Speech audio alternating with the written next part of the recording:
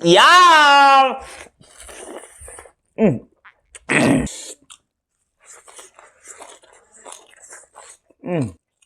Pok. Yang duk sabak masik ya. Do mayam no ngam ngoni ngamoy da. Mun na jeng bu kamenda.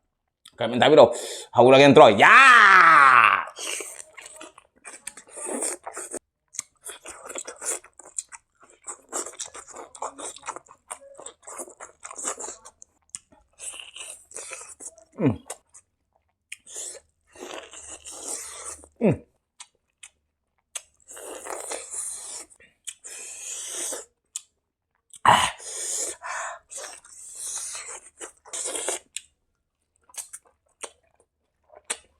Let's go baby, look at it.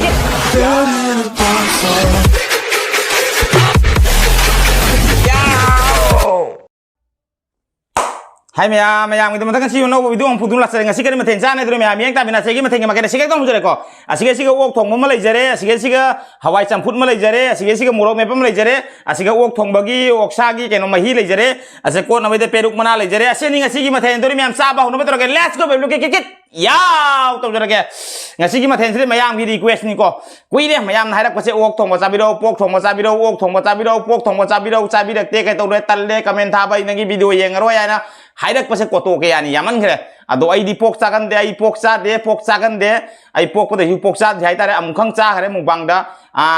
tha tare ni par ni mangda pok amulak cha khran doi du ko ado cha bangam de phana wa tong cha ki bane hei suai na dia ba ado ngasi simu cha ke tore do mayam na request miyam si yaman khidna kaino comment se kaino mu sure hai tare ai gi hisab ta comment se chani dagi hen gre ba chani mathak jau gre pok cha biro ok cha biro pok cha biro ok cha biro sei dum hai ba si yaman gre ado mayam gi dum ta khalla ga su nungai ta na subscribe mayam gi dum ta khalla ga su nungai ta na purang cha jare cha ge tawjari ado ai sa mak ti cha de sa ga su go do kamai na sa isa de do mayam yang gi na si sa ba loi ba ngam ngam de do kamai tong ni ha ai bu hang de ai bu hai ba ngam de se po che kai no di ai sa da ba ni na do amuka sa gi phana wan tong cha gi ado ngasi mu sa ga na pulak sere ngasi sina kilo makai thong jabani ko do ma sabak tong thong jare ngam gi makam tong na do kilo makai long praktre ma ngam moyan na makam tong na khara thong ba makam su khara hapi ase mapang pang ani hape no makam khara ma dum khang do sigale jadi sige khang le ya ba sigale jai do isa ba ngam di seng ngam dra ga hayang mi ngona pije toki dumi kai nang ham pok thong du mai tong ya ba adur mi an sa ba hono betra gan tro wa jam ngang kana dre ado atopa mathen ji braktre morok me phase pare ase cha bang amdra morok me pata ja ge ge se cham kana hawai champut ma le je mai cha ja ke dun upai leite ado mayam ki request ni cha da ba ja de ba lebu sang kara sum ge lebu siu kaji lebu ni akoi gi kaji lebu sum jalle pok ta ok ta sa do ise kamai sa do ba jeng ba ta banin Sagan do pot cha throk pai sidi kari hain ai ne khara haina dia ba se kamai to ino khang de sen jen di chai ko do di do matak yam akom lai di nganu gi su jami nganu sabiro sisu phana jami bo nganu sisu pak chakan de chai do watli do pok sidi sungcha cha da sungka cha da ba singa si cha thurimi mayam ki request do jaman khare request jam su isai thandai kai je ba khoi sum bang ma to bani na mayam request jam to selaga di mi na pura thau sit ba ta khoi je uchi thoi da ba ta ni na ba khoi su adoi damakta mayam gi su khara ning ba thong na bai ai war su waja ge dom video se loina ba to loina bi view ko pok request to pa pok pam bai sinau mayam ai video he loina ba jeng view do pok pam da bai sinau imai ben ai video mayam jeng ba dei do pok pam da ba le ga di video se skip to bi video jeng bi ganu ka su ma kai ba leite adom ngak pi ga ni pok cha da bai sinau mayam pok cha ba mayam na ai video se loina full watch to da ni ko matung da mu poki kena to birakan ko kariya di request to birakan ko hawai campur channel haijan ge mathang dari poki request to ranu ko mayam ase mun na jengo aina kamai to i khole do ai haijar ro ge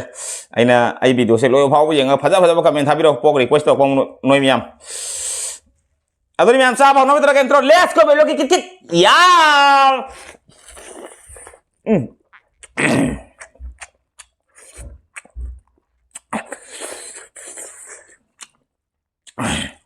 Pulang dulu ya, ya wah bisa.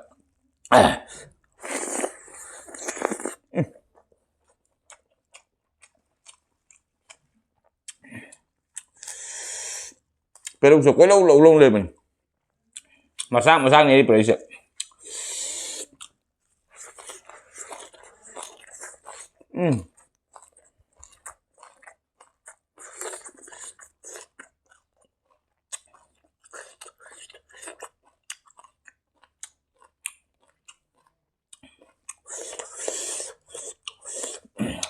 Morok apa lagi aku?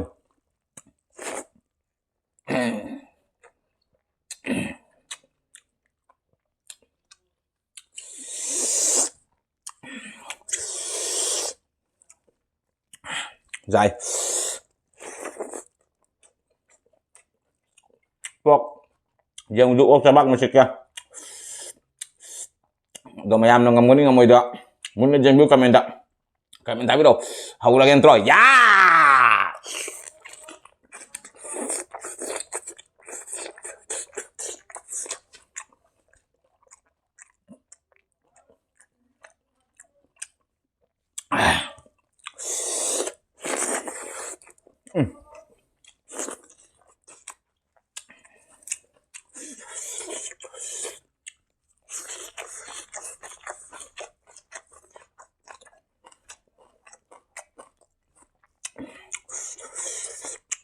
Kan ini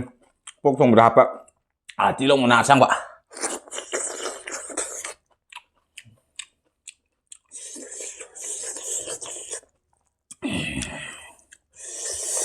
Duh, matung macam-macam usaha itu.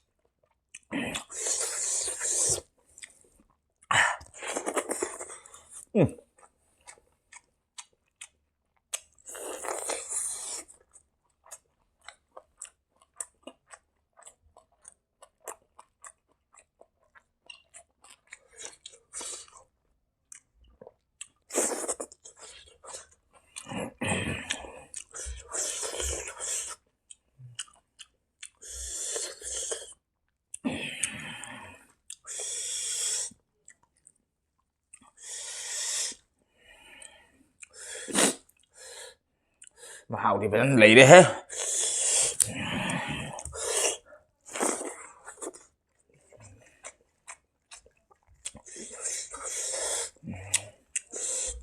Pero cepat pangan di sini juga. Akta ngasih bang udah.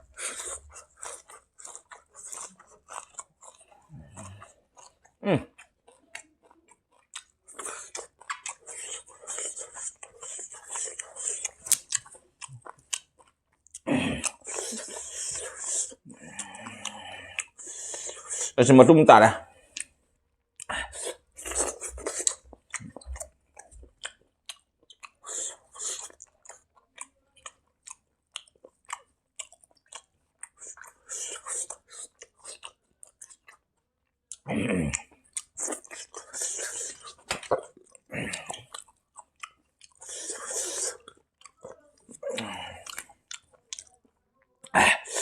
Thảo lên dăn thằng đi.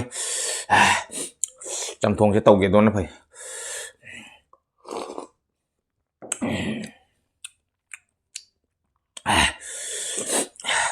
Mày làm comment thả biết đâu ấy. Là khôi miệng với đấm tao qua xuống xa đi mày.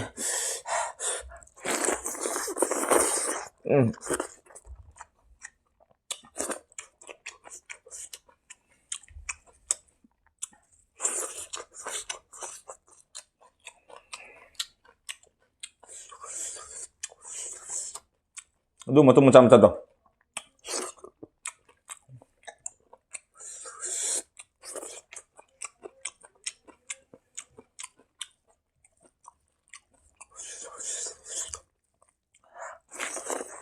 ว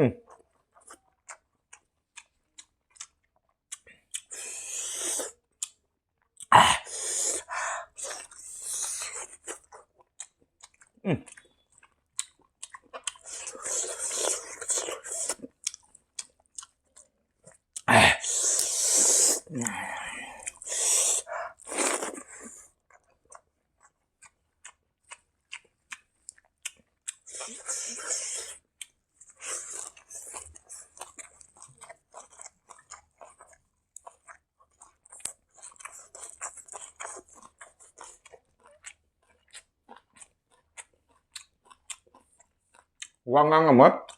ขนมใครอะไรปิ๊กเท่าไหร่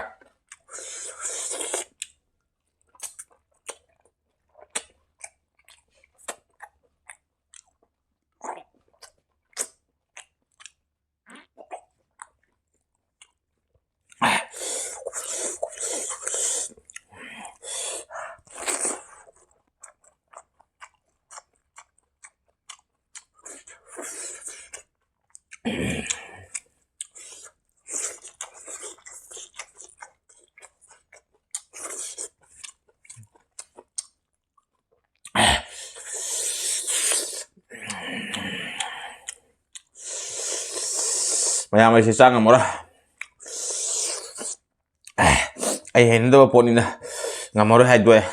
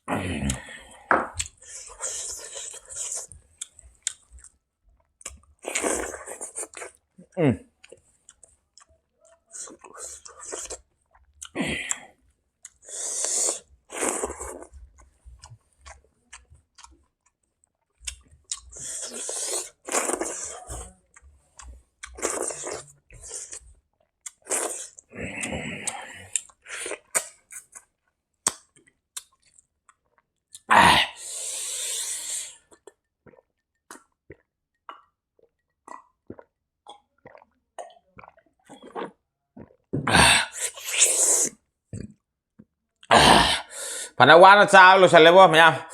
siya malem jale du matek sima achegi matum sima ase chaba ngamde hainade sana khara hainada ba to kayan do na waswana mayam noi mayam gi subscriber mayam gi damta na request ko mayam gi damta khara charger ya chaba dilo sama ngamdra yang mai si gele hore du pok toy chakan dia ba pok se chakan dia ba doi chu noi myam gi request zaman gi noi myam gi dam ta pulak sa bani sa pa sungam dra khang da matum macha macha tare ni pa ma jarong mani adu gi aje di hundo krani khang da jaw bodo mingon da hayang pije thokra ge ai gi room thang na bai sina hai sinau sing hai tare dum room thang na bai imana ba sing nei do moi da dum pi thokra ge ai chakan de se aduri myam sa su lo na mata inda video channel to ka video yang manu ngara ka di like share comment to ba ka bi ka nu channel sidal nu chak pachina ku le ka channel su subscribe to mu na bella kon katrang la nu pa ka bi ka no doi tu chong mu na ka ngai ke no video thang mo ni ki katang ni ka na ba do ko channel subscribe to mu na bella kon katrang la nu pa ka bi ka no ha ni yang le jeri bai sister brother myam hani ngale te blog thaka chari myam nu si video ke video si bu sar la nu ka share to view asi har ka myam na kai na ba thang la do ke ngasi di facebook sa ke next video rong pa na chi ngasi ki di bye bye ok sara nya pok sara nya bye bye wasuan sare ke sini bye bye